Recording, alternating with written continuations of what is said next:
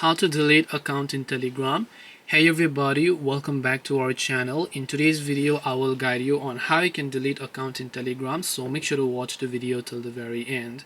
So if you would like to basically delete accounts on Telegram, go ahead and then launch the Telegram application here, and then make sure to tap the three lines option from the top left of the screen, and then simply navigate to the option right here known as settings.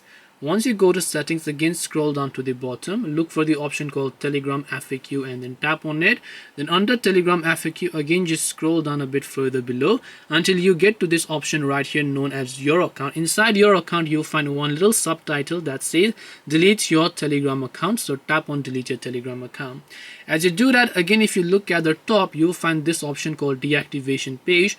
Tap on the deactivation page link and then you're going to be landed on this page where first of all you have to enter your phone number, but you have to enter in the international format. So depending upon the country that you are from, you need to actually enter your number in first of all as your country code, then enter the number, tap on next, verify the code, it will send to you on Telegram as SMS message. Then after that your account will get successfully deleted.